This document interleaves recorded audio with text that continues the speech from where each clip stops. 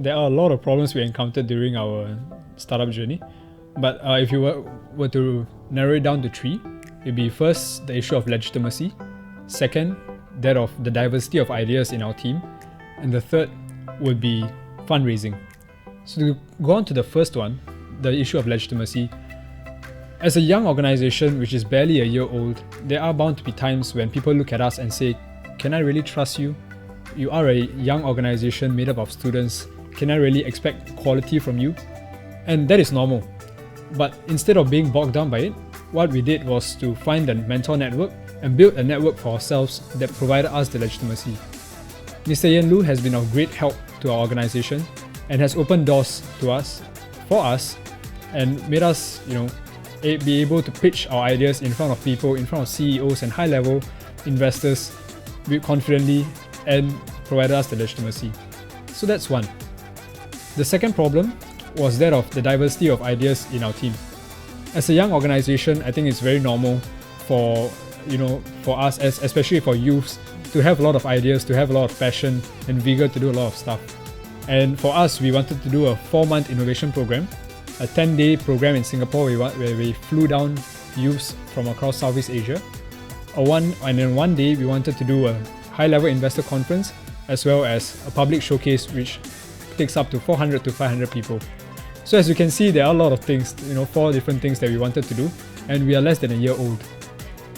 But for this year, because our team was strong, because we had a lot of people willing to contribute and really push this idea forward, we were able to stand here today and say that we have managed to do this so far. But as we move forward, I think it's important to really streamline the processes and make sure, prioritize which one is really important to deliver the impact that we want to deliver in Southeast Asia. And the third thing is that of fundraising. So fundraising is not an easy thing, and I think a lot of entrepreneurs can empathize with that. And there were times when when it was rock bottom for us, we were like, can we really actually do this? But once again, it's about building the legitimacy.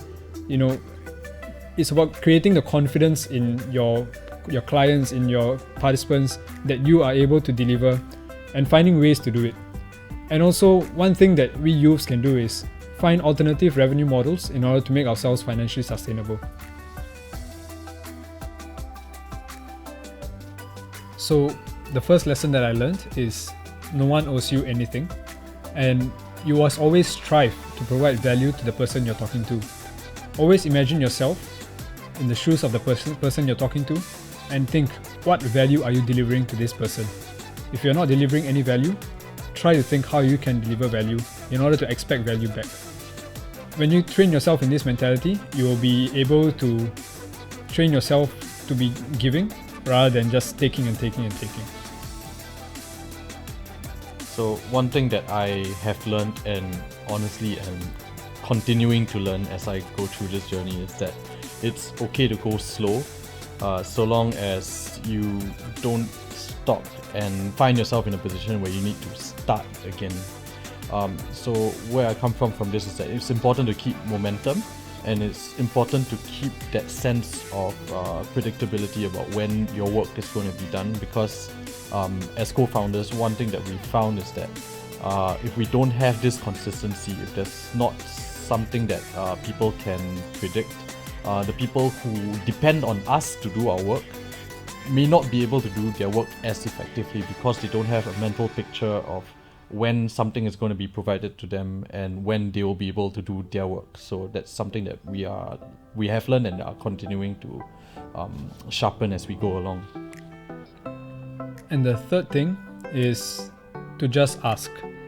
A lot of times we think, oh my god, we must, what can we do? Sometimes the easiest thing is to just ask, as long as you're providing value to the person. And when you ask, trust us, some amazing things can happen, and you never know what will happen, so just ask.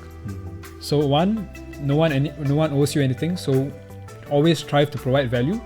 Second, don't stop. It's okay to go slow, but don't stop. And third, just ask.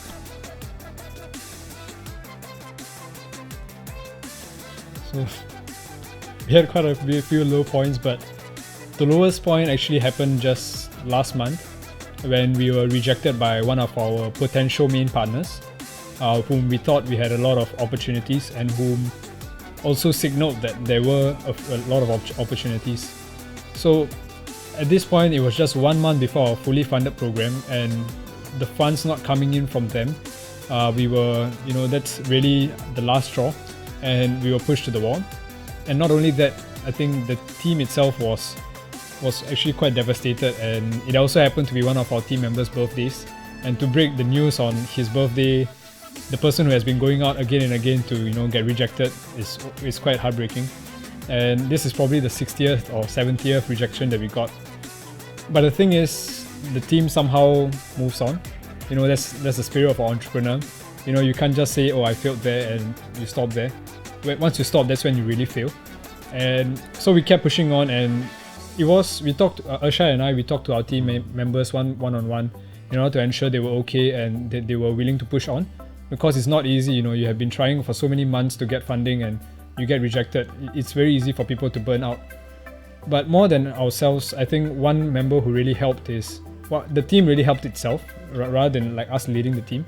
One of our members, Marcus, he's our business development director. It was actually his birthday on that day, and you can imagine how devastated he was on that day. But he actually told me that, Surya, it's okay to be sad for one day, but we got to pick ourselves and keep moving on. If not, we have to keep our aim that we are serving the 24 regional participants, and as long as we have that in our minds, we can continue to move on. And that not only inspired us, it inspired the team, and we kept pushing on. And we went on to alternative sources of financing. We got a crowdfunding campaign up, we got grants up, and so on. So yes, more than the leaders itself, it's also important for the team to motivate themselves and bring them out of trouble.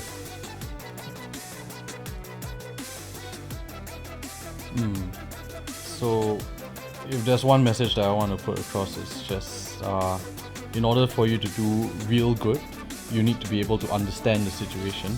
But the best way to understand is to actually start doing something and get a sensing of what the situation is.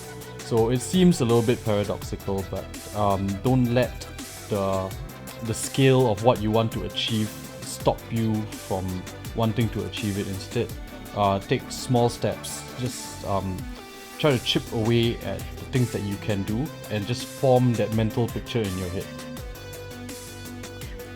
My message is very simple. Don't let anyone tell you that you cannot do anything. Prove them wrong or learn from doing it wrongly, but ultimately just keep doing it until you get it right, and you'll be there.